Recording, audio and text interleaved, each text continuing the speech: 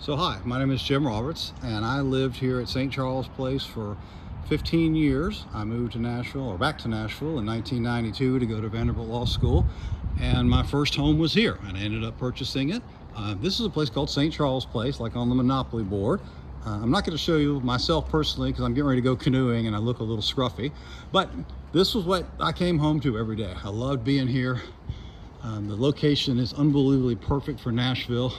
You're inside the 440 loop, you're off West End. I mean, pretty much everything that's in Nashville worth doing is close by. And I love that about this place. You can walk to Centennial Park, where we have our own replica of the Parthenon, which we consider to be better than the one in Greece because theirs is falling down. So this is the St. Charles Place, 108, and let's go for a little tour. This is the living room as you come in. I'm not a realtor, so I'm not professional at saying this is a door, this is a bathtub. Well, let's see what I can do. This condo is 1,350 square feet, 625 a floor, and basically, and there's a garage underneath.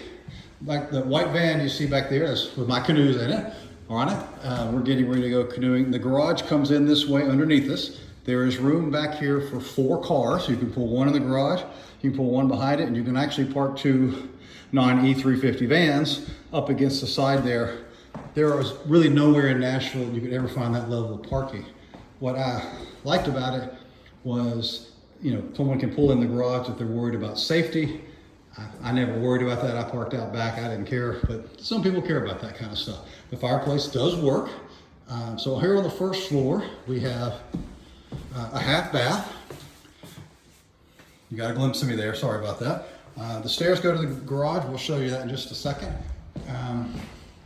Here's the dining room area. One of the things that I really love about this place, it does have a back deck area. Now, it's not as pretty as it should be. The HOA has done a pretty bad job of keeping this up, and I'm about to light a fire under them. But normally this deck is, you know, pretty broad, pretty wide, and we would sit out here on Wednesday evenings in the summer and have wine tasting parties, and just it was a great place to hang out after a long day. The kitchen is what I call a galley kitchen. Again, I'm not a realtor, I'm making this stuff up. It has full-size appliances. It's got a smaller pantry here. There's a lot of storage downstairs, so don't be too concerned about that. As far as I know, everything works just fine. Cooked many meals here.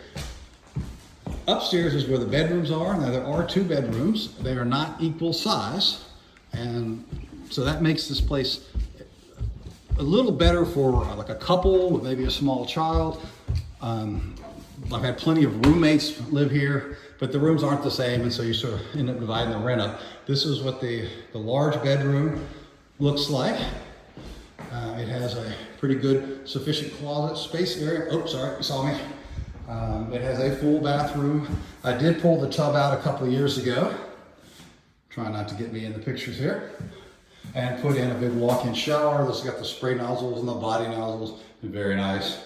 I had this put in back when these were sort of rare. They're a little more common now, but it's still pretty much the best part of my day. I couldn't wait to build a new one when I bought a new house. This is the smaller bedroom. I use this as an office most of the time that I was here.